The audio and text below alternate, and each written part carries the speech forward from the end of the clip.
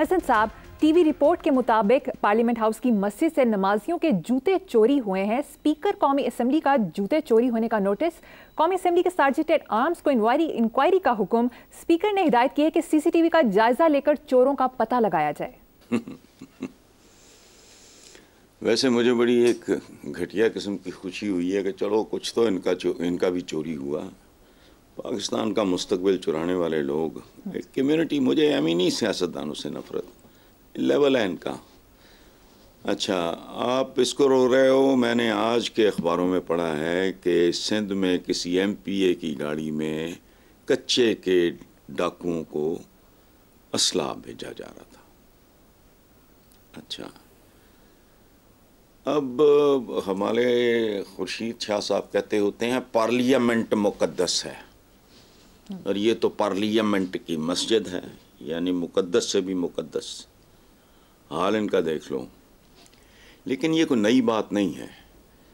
میں when I was a school going kid، تو پہلے میں والد کے ساتھ بڑی مشکل سے جان چھڑائی کہ دوستوں کے ساتھ جانا شروع کیا، تو ایک عجیب منظر دیکھا بچپن میں۔ وہ کیا تھا؟ محرم کے دنوں میں جستی گلاس، یہ پتہ نہیں پیتل تانبے کو اس ٹائپ کی کوئی چیز کے، وہ زنجیروں کے ساتھ بندھے ہوتے تھے۔ تب سمجھ نہیں آتی تھی کہ یہ کیوں ہے۔ بعد میں پتہ چلا کہ جس پیاسے کو پانی پلاؤ اس سے بھی ڈرو۔ اس کے بعد پھر مزید سمجھ آئی زندگی میں۔ سائنس نے میرا ایک مسئلہ حل کیا جسے ڈی این اے کہتے ہیں۔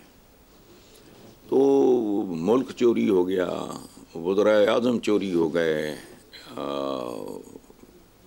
تختہ دار پہ چڑھا دیے گئے، اس کے بعد پکے سے منہ بنا کے کہہ دیا گیا کہ یہ ہوا وہ ہوا۔ اچھا،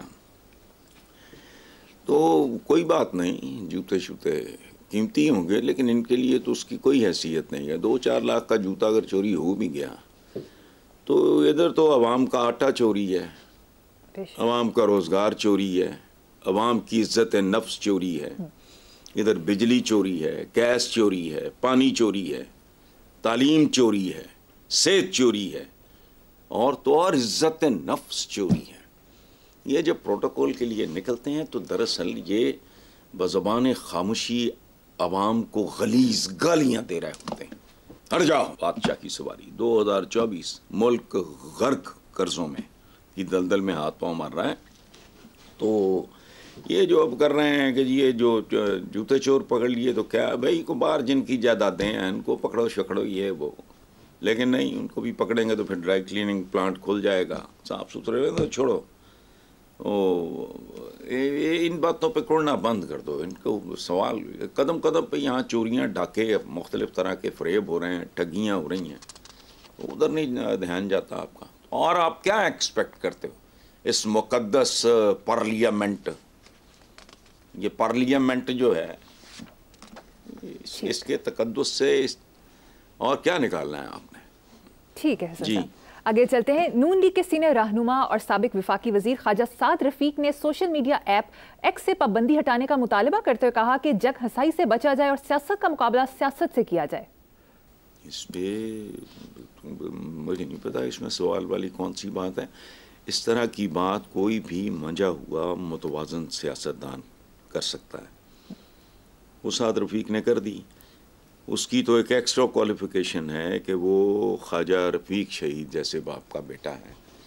یہ بنیادی بات ہے، لوگ بھی تھو کر رہے ہیں، اس میں تو کوئی سوال والی بات نہیں۔ جی ٹھیک ہے۔ دوسری طرف حسن صاحب، وفاقی وزیر توانائی اویس احمد خان لغاری نے کہا کہ پاور سیکٹر کے نقصانات 560 ارب روپے تک ہیں، افسران بھی بجلی چوری میں ملوث ہیں، بجلی چوریوں پر اب کوئی رحم نہیں ہوگا۔ انہوں نے پاور سیکٹر کو معیشت کی خرابی کی وجہ قرار دیا ہے۔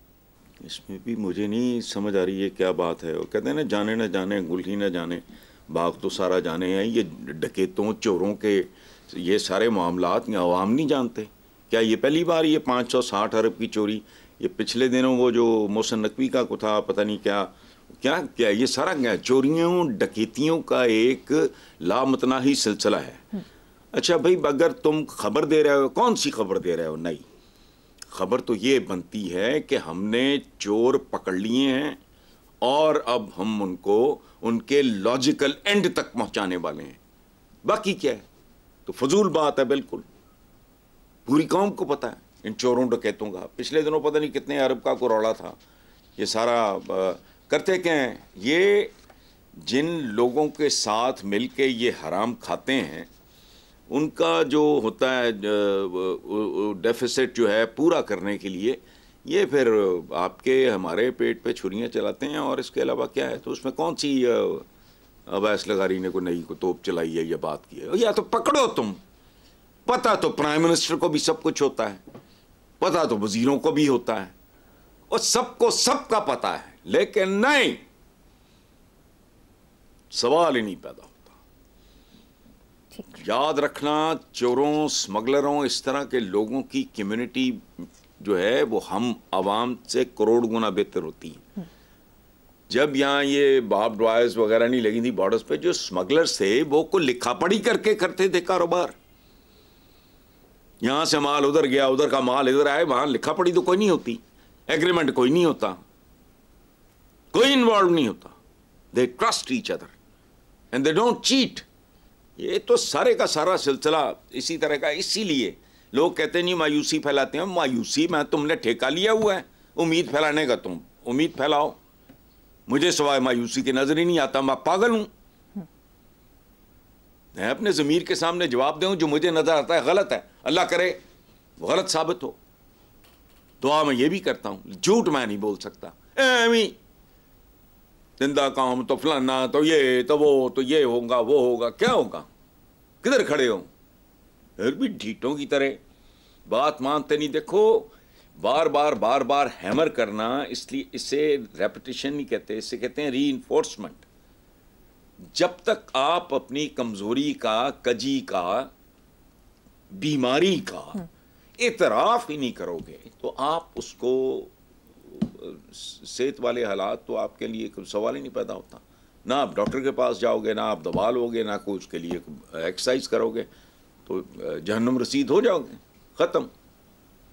جی ٹھیک ہے, آگے چلتے ہیں صاحب. اخباری رپورٹ کے مطابق وزیراعظم شہباز شریف اور چیف منسٹر مریم نواز کا کمرشل فلائٹ سے سفر کرنا ایئر لائن اور سینکڑوں مسافروں کے لیے وبال جان بن گیا. جدہ ایئرپورٹ پر سرکاری وفد کے انتظار میں 380 مسافروں 2 گھنٹے پریشان رہے. واپسی پر فلائٹ کو اپنی ڈیسٹینیشن اسلام آباد کی بجائے لاہور لینڈ کرایا گیا. مسافروں نے لاہور ایئرپورٹ پر شدید احتجاج کیا. بے حس, بے ضمیر, بے شعور جو ان کو ووٹ دیتے ہیں, ان کا نطق بند کر دینا چاہیے. آپ جو بات کر رہے ہو یہ میں پھر وہی بات کر رہا ہوں, سیاستدانوں سے نفرت میرا کیا لینا دینا بھائی. یہ واحد ایک کمیونٹی ہے جس سے مجھے شدید نفرت ہے. یہ لوگ سیاستدان عوام کے لیے سوائے وبال جان, اور عوام ہی نہیں پاکستان کے لیے سوائے وبال جان کے یہ کچھ بھی نہیں. اب یہ ٹوٹل ٹوپی ڈرامہ تھا. پرائیویٹ فلائٹ یا جو بھی آپ کمرشل فلائٹ سے جا رہے ہیں یہ وہ, اور تم بھکاری لوگ ہو جن کی بھیک پہ پلتے ہو, انہی کو دن رات انسلٹ کرتے ہیں. لیکن میں وہی کہتا ہوں, پھر وہی بات ڈی این اے کی, پتہ نہیں کیا کس قسم کی نسلیں ہیں. وہ ناول ہے نا ایک عبداللہ حسین کا ہے شاید, اداس نسلیں. ایک ناول شاید میں بھی کبھی لکھوں, ذلیل نسلیں. وہ ان کا ناطقہ بند کرو. 1000 بندہ 500 بندہ سڑک پہ کھڑا ہو جائے, روکت ایسی تیسی طرح پروٹوکول کی, تیری سیکیورٹی کی. ہم من سیکیور ہیں, تمہاری سیکیورٹی نہیں رکتی. یہ وجہ ہے, جیسے کہتے ہیں نا کہ ضرورت سے زیادہ پیسہ کچھ لوگوں کے پاس, تو بے شمار لوگ بنیادی ضرورتوں سے محروم, جن کے پاس ضرورتوں سے بہت زیادہ اکٹھا ہو جائے. سیکیورٹی پہ بھی یہی بات اپلائی ہوتی ہے. کچھ لوگوں کے پاس غیر ضروری غیر معمولی سیکیورٹی کا مطلب یہ ہے کہ عوام عدم تحفظ کا شکار ہو گئے. ان کے حصے کا تحفظ بھی آپ نے ان کی بغلوں میں گھسیڑ دیا. یہ سارے ٹوپی ڈرامے. جس دن اس ملک کے شہریوں کو اگر کبھی ہو گیا 1500 سال کے بعد اپنی توہین کا احساس بیدار ہو گیا, آخری دن ہوگا. ایک جھٹکا یہ برداشت نہیں کر سکتے. یہ جعلی مصنوعی پلاسٹک کے بنے ہوئے لیڈر جو ہیں یہ اس سے ٹھیک نہیں ہوں گے. یہ ان کے 3 مرلے کے منہ ہیں, 5 مرلے کے پیٹ ہیں ان کے.